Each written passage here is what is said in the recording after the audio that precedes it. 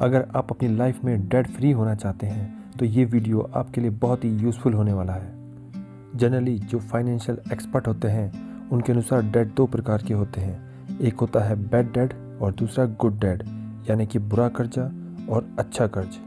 आप सोच रहे होंगे कि कर्ज लेना कौन सी अच्छी चीज़ है, कर्ज तो हमेशा बुरा ही होता है। लेकिन कुछ कर्ज ऐसे माने जाते हैं जो कि अच्छे होते हैं। अगर आप कर्जा लेते हैं और उस कर्ज ली हुई अमाउंट से आप कोई ऐसा काम शुरू करते हैं जो आपको इनकम जनरेट करके देता है, तो उसे एक्सपर्ट की लैंग्वेज में अच्छा कर्ज माना जाता है। अगर आप बैंक से कोई लोन लेते हैं और उस लोन के अमाउंट से आप घर, दुकान या कोई अपार्टमेंट खरीद लेते हैं और उस अपार्टमेंट या उस घर को आप किराए पर देते हैं, तो आपको एक इनकम जनरेट होती है। जनरली इस तरह के कर्ज को एक अच्छा कर्ज माना जाएगा। हो सकता है कि आप लोन पर कोई कार लें और उस कार को टैक्सी के रूप में यूज़ करते हैं, तो आपको उस टैक्सी के किराए से एक इनकम जनरेट होती है। इस तरह के डेट को भी एक अच्छा डेट माना जाता है। जनरली गुड डेट एक स्टडी का विषय नहीं होता है। गुड डेट एक बहुत ही अच्छा डेट है और ये उस इंसान को लेना चाहिए जो एक पैसिव इनकम जनरेट करना चाहता है या जिसके पास जॉब नहीं है और वो कोई जॉब करना चाहता है। परंतु आपको ये ध्यान जरूर रखना है कि इस तरह के डेट को लेने से पहले आप अपने उस प्लान पर पूरी स्टडी कर लें जिसके लिए आप इस तरह का डेट लेना चाहते हैं। उस प्लान की सक्सेस होने की पॉसिबिलिटी पर गौर करें, उसके बाद ही इस तरह के डेट को लें। हम अपनी लाइफ में कुछ ऐसे फाइनेंशियल मिस्टेक करते हैं जिस कारण हम बैड डेट के चंगुल में फंसते हैं। इस वीडियो का मेन मोटिव बैड डेट और गुड डेट का डिस्कशन करना नहीं है। इस वीडियो में हम ये जानेंगे कि फाइनेंशियल एक्सपर्ट कौन से ऐसे मेथड बताते हैं जिनसे बैड डेट से बाहर निकला जा सकता है। इन मिस्टेक में हमारी जो सबसे बड़ी मिस्टेक होती है वो होती है कि 20 की एज में जब हम कुछ अर्न करना शुरू करते हैं तो हम सेविंग और इन्वेस्टिंग की बजाय कॉस्टली एक्सपेंस पर ज़्यादा ध्यान देते हैं। हमें लगता है कि अभी हम यंग हैं और यह समय हमारा पार्टी करने का और अपने सभी शौक़ पूरे करने का है।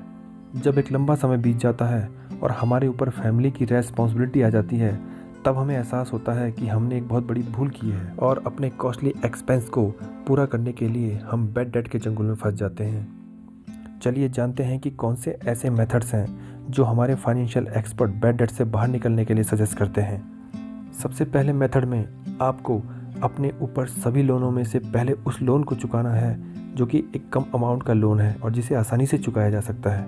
मान लेते हैं कि आज आपके पास 3 लोन हैं, तो इन 3 लोनों में से जो सबसे कम अमाउंट का लोन है, सबसे पहले उसे चुकाने में अपना पूरा जोर लगा दें। सबसे कम अमाउंट के लोन को चुकाना सबसे आसान होता है और इसका सबसे बड़ा जो फ़ायदा होता है वो होता है कि आपके लोनों की काउंटिंग कम हो जाती है।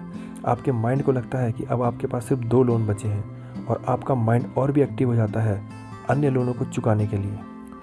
इसके बाद आपको उस लोन को चुकाने पर अपना पूरा फोकस करना है जिसमें इंटरेस्ट रेट बहुत अधिक है। इसके लिए आपको अन्य EMI की किस्त को कम करना है और इस लोन की किस्त को आपको बढ़ाना है। तीसरे मेथड में आप अपनी इनकम को बढ़ाने पर फोकस करें और अपने खर्चों को कम करें। हो सकता है कि आपको अपनी इनकम बढ़ाने में एक लंबा समय लग जाए, परंतु अपने खर्चों को आप आज से ही कम कर सकते हैं। अपनी सैलरी के अनुसार अपना एक बजट बनाएं। जो आपकी ज़रूरतें हैं उनको ज़रूर पूरा करें, परंतु जो आपकी चाहते हैं उनको फ़िलहाल इग्नोर करें जब तक कि आप कर्ज मुक्त ना हो जाए।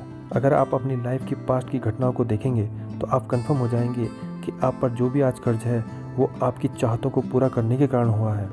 कुछ केसेस ज़रूर हो सकते हैं जिसमें फाइनेंशियल नॉलेज की कमी या किसी मजबूरी के कारण आप पर कर्ज हुआ हो, परंतु अधिकांश केस, लगभग 90% केसेस में देखा जाता है कि जो भी कर्ज होता है वो अपनी चाहतों को पूरा करने के कारण ही होता है। जब आप बजट बनाते हैं तो आप क्लियर हो जाते हैं कि कौन से ऐसे खर्चे हैं जो कि आपकी ज़रूरत हैं और कौन से ऐसे खर्चे हैं जो आपकी चाहत हैं। कर्ज से मुक्ति पाने का सबसे कारगर तरीका है कि जो भी आपकी चाहतों पर होने वाले खर्चे हैं उसको तुरंत बंद करें और उनसे बचने वाले पैसे को ज़्यादा ब्याज वाले लोन को चुकाने में लगाएं।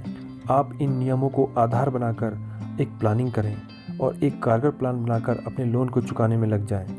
कुछ समय बाद आप देखेंगे कि आपको लगने लगेगा कि ये नियम बहुत ही कारगर हैं और आप इनको फॉलो करके लोन मुक्त होते जा रहे हैं।